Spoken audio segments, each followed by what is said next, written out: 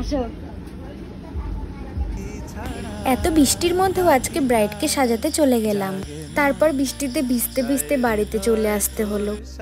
এখন আমি বেরোবো সাজাতে, আর দেখো আকাশের অবস্থা কি অন্ধকার করে রেখেছে। আমি কি বলবো, আর যখন তখন মানে জোরে বৃষ্টি নামবে। Hello my cuties, welcome to my channel Tanamika world and Tanamika makeover. চলো তাহলে আজকে ভিডিওটা শুরু করা যাক। আমি আবারও চলে এসেছি আবারও একটা রিয়েল ব্রাইডের ভিডিও নিয়ে। তো চলো তাহলে আজকে কি হলো না হলো সবই তোমাদের সাথে শেয়ার করব। তো বৃষ্টিতে কি অবস্থা হয়েছে সেটাও শেয়ার করব। তো ভিডিওটাকে দেখতে থাকো আর সঙ্গে থাকো।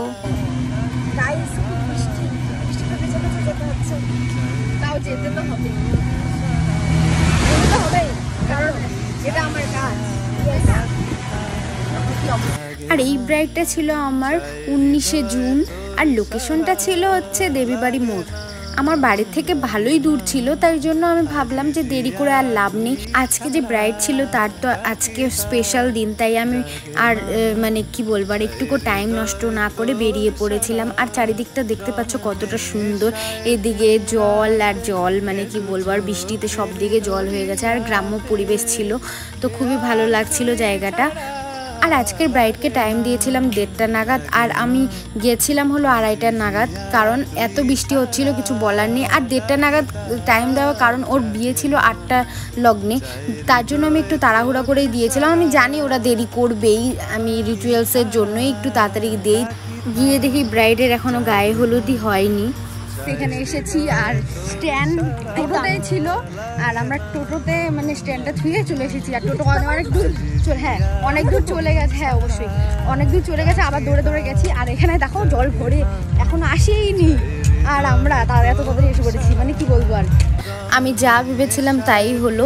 গিয়ে দেখি ব্রাইড কোনো রেডি হয়নি, কারণ ওদের এখনও রিচুয়ালস বাকি ছিল, তাই ভাবলাম আমি একটু জল খেয়ে নিই।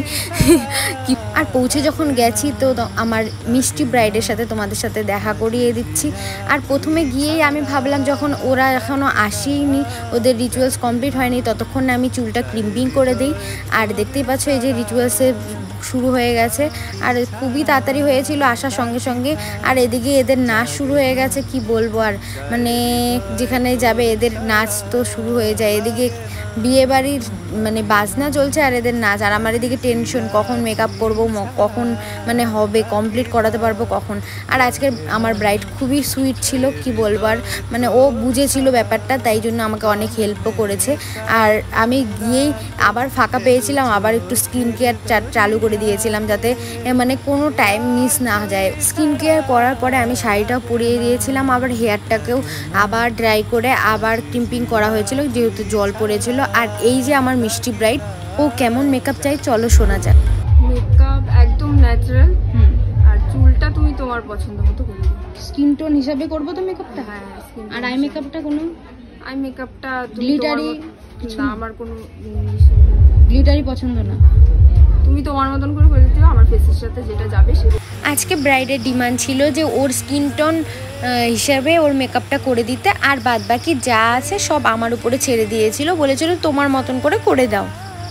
সবার ফার্স্টে আমি হেয়ারটা করে নিয়েছিলাম, যেহেতু অনেকটা লেট হয়ে গেছিলো, জানি আমি পরে টাইম পাবো না, তাই জন্য আগে পটাপট হেয়ার আর শাড়িটা কমপ্লিট করে নিয়েছিলাম। তারপরে আমি ওকে মেকআপে বসিয়ে দিয়েছিলাম। আজকে একটু আমি হালকা কালার কারেক্টার করে তার উপরে কনসিলার দিয়ে তারপরেই ফাউন্ডেশন অ্যাপ্লাই করা শুরু করে দিয়েছিলাম। আর বেসটা চেয়েছিল একদম স্কিন টোন অনুযায়ী, কিন্তু আমি এক শেড লাইট করেছিলাম, কারণ ওটা যখন অ্যাবজর্ব হয়ে যাবে তখন স্কিনে ওটা কালো হয়ে যাবে, তাই জন্য একটা টোন লাইট করেছিলাম। আমি তোমাদেরকে এই কথাটাই বলতে চাই যে মানে সঙ্গে সঙ্গে তো আর ওটা অ্যাবজর্ব হয় না, কিছুটা টাইম লাগে অ্যাবজর্ব হতে। তো ওরা ভাবে যে হলো স্কিন টোনটা একদম লাইট হয়ে গেছে বা সাদা হয়ে গেছে, কিন্তু না, একটু পরেই ওটা ঠিক হয়ে যায়। তো এটা আমি সবাইকে বলতে চাচ্ছি যে এটা কোনো ব্যাপার না। তো এক টোন একটু লাইট করলে তো স্কিনে তোমাদের যখন অ্যাবজর্ব হয়ে যাবে তখন তোমাদের স্কিন টোন টাইপই হয়ে যাবে ওটা। আর এখানে আমি ব্লাশার লাগিয়েছিলাম খুবই হালকা করে, কারণ ও বলেছিল যে ব্লাশারটা একটু কমই দিতে, ওর ব্লাশারটা অতটা পছন্দ না, কিন্তু হাইলাইটারটা খুবই পছন্দ, তাই একদম ভরে ভরে হাইলাইটার দাও আমাকে, তাই আমি হাইলাইটারটা বেশি করে দিয়েছিলাম ওর পছন্দ মতন। তারপরে এখানে গয়নাগাটি পড়ানো শুরু হয়ে গেছে, যেহেতু মেকআপটা কমপ্লিট হয়ে গেছিলো। আর এদিকে তাড়াহুড়োও লেগে গেছিলো, যেহেতু বর আসছিল। 8টার লগ্নে বিয়ে বলে কথা, বলো 8টা বাজতে আর কতক্ষণই টাইম লাগে। তো আর এদিকে বৃষ্টি, কি বলবো আর কি অবস্থা। তো এদিকে আমি হেয়ারটাকে সেট করে দিয়েছিলাম। আজকে আমার ব্রাইড ছিল খুবই পরিপাটি, ও সব কিছুই চায় কিন্তু সব একদম পারফেক্ট হতে হবে, কোনো কিছুই উপর নিচ হওয়া চলবে না। তো ওর ডিমান্ড মতনই আমি ওকে সাজিয়ে দিয়েছিলাম, ও যা যা বলেছিল ওইভাবেই আমি করে দিয়েছিলাম। তারপরে আর কি, তারপরে এদিকে ব্রাইড রেডি হয়ে গেছিলো, আর এদিকে কি বলবো আর তাড়াহুড়োর মধ্যে কি অবস্থা চলছিল। আর এই মধ্যে আমি রিভিউটাও নিয়েছিলাম।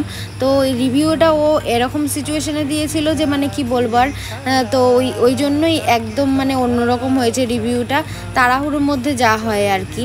মানে এদিকে বড় আসছে, কি বলবো আর ওর কাছে সব ফোন টোন আসছিল। এই জন্য দেখো এখানেও দেখা যাচ্ছে ভিডিওর মধ্যে সবাইকে ও ফোন টোন করছে, ওকে এসে জিজ্ঞাসা করছিল সব কিছু, তাই জন্য। চলো তাহলে রিভিউটা শোনা যাক। আর আজকের ভিডিওটা কেমন লাগলো অবশ্যই কমেন্ট করে জানাবে। আর যারা আমার ফেসবুক থেকে দেখছো অবশ্যই আমার পেজটাকে ফলো করে দিও।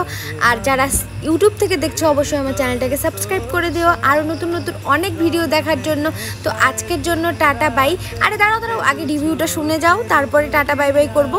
তো চলো তাহলে রিভিউটা শোনা যাক। বলো কেমন লাগলো মেকআপ করে? ভালো লেগেছে, একদম ভীষণ স্যাটিসফাই আমি। মানে যেরকম চেয়েছো ওরকম হয়েছে? তুমি লাইট মেকআপ চেয়েছিলা, ঠিক আছে বেশ, ঠিক আছে। ঠিক আছে তাহলে টাটা করে দাও, টাটা।